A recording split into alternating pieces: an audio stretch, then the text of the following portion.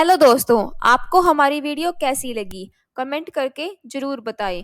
और अगर अभी तक आपने हमारे चैनल को सब्सक्राइब नहीं किया है तो सब्सक्राइब करें और बेल आइकन दबाना मत भूलें। पिताजी जल्दी चलिए, वरना मैं आज स्कूल में देर से पहुंचूंगा। मेरी टीचर बहुत गुस्सा करती है।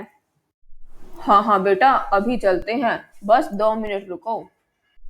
तभी समर की पत्नी कमरे से बाहर आती है और समर से कहती है, सुनिए जी, आज शाम को आप ऑफिस से जल्दी घर आ जाना। आपको याद है ना, आज आप मुझे शॉपिंग पर लेके जाने वाले हो। अरे भाग्यवान, इस महीने थोड़ा हाथ तंग है। मेरी मानो तो शॉपिंग का विचार इस महीने के लिए तुम छोड़ ही दो। मैं तुम्हें अगले महीने शॉपिंग करवा दूंगा।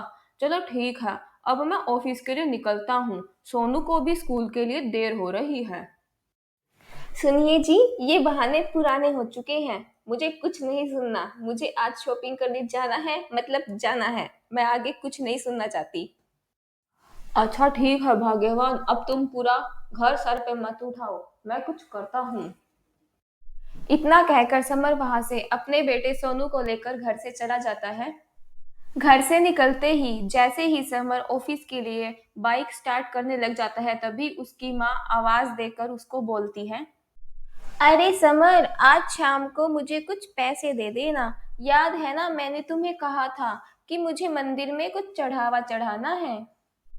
अरे माँ, मेरी तनख्वाह आने में अभी 10 दिन बाकी है और मेरे पास अभी 1 रुपए भी नहीं है, तो मेरी तनख्वाह आते ही मैं तुम्हें पैसे दे दूंगा।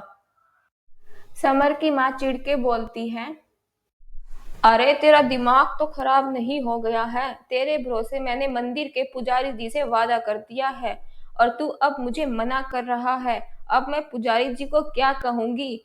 मेरी इज्जत का सवाल हो गया है यहाँ पर तो। ठीक है माँ, अब तुम गुस्सा मत करो, मैं शाम तक कुछ इंतजाम करता हूँ। इतना कहकर समर वहां से चला जाता है। फिर दिन में समर जब ऑफिस में बैठा होता है तो वो अपनी माँ और पत्नी की बातों को सोचता है। फिर समर अपने ऑफिस के एक फ्रेंड से पैसे उधार मांगता है। अरे मोहन, मुझे कुछ रुपयों की सख्त जरूरत है। क्या तुम मेरी मदद कर दोगे? मैं कुछ दिन बाद तुम्हारे पैसे लौटा दूंगा।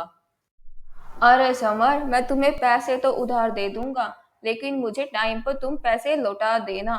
वैसे भी दोस्ती के बीच पैसे नहीं आने चाहिए। वो कहावत तो तुमने सुनी ही होगी, पैसे प्रेम की कैंची होते हैं। तो मैं नहीं चाहता कि पैसों को लेकर हमारी दोस्ती खराब हो।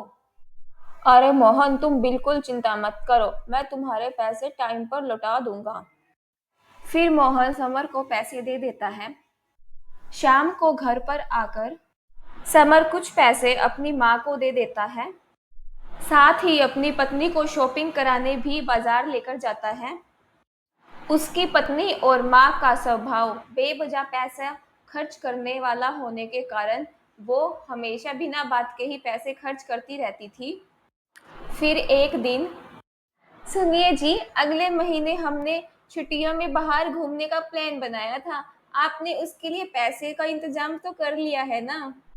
अभी तो मेरे पास बिल्कुल पैसे नहीं है, हम कभी फिर और चले जाएंगे।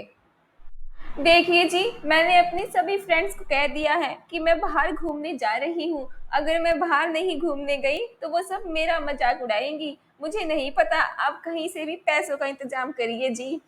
इतना कहकर समर की पत्नी वहां से चली जाती है। और दूसरी तरफ समर की माँ भी तीर्थ यात्रा पर जाने की जिद करती है और समर से पैसे मांगती है। अगले दिन समर एक सेठ से पैसे उधार लेकर अपनी पत्नी और बेटे को घुमाने के लिए लेकर जाता है और अपनी माँ को भी तीर्थ यात्रा पर भेज देता है। समर के छुट्टियों से वापस लौटने के बाद कर्जदार उसका जीना हराम कर देते हैं। इतना ज्यादा कर्ज एक साथ होने के कारण समर काफी परेशान रहने लगता है। एक दिन सोनू के स्कूल में समर को बुलाया जाता है, क्योंकि सोनू की फीस टाइम पर नहीं दी गई थी। इसलिए सोनू के प्रिंसिपल समर को कहते हैं कि अगर उसकी फीस टाइम पर नहीं दी जाएगी तो उसका नाम स्कूल से कट कर दिया जाएगा। सोनू के स्कूल की फीस भरने के लिए समर अपने दोस्त गिरधारी से कुछ पैसे उधार ले लेता है और सोनू के स्कूल की फीस दे देता है। अपने घर की जिम्मेदारियां माँ और अपनी पत्नी के खर्चे उठाते उठाते धीरे धीरे समर पूरी तरह कर्ज में डूब जाता है।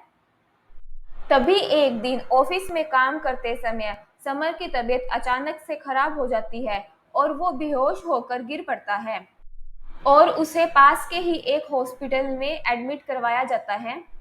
और जब समर के घर वालों को ये बात पता चलती है तो वो सभी हॉस्पिटल पहुंचते हैं।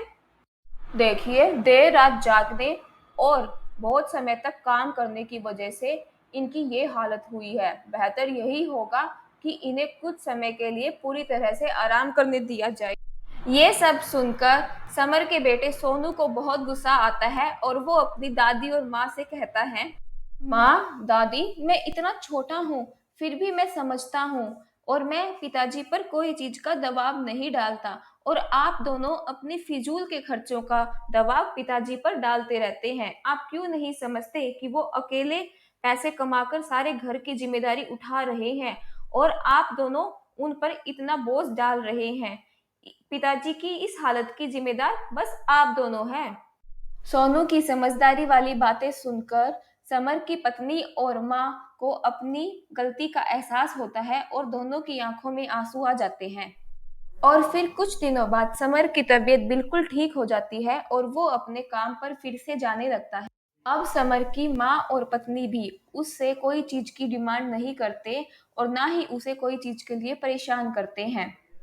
और देखते ही देखते समर का सारा कर्जा भी उतर जाता है और वो अपने परिवार के साथ पहले की तरह खुशी खुशी रहने लगता है।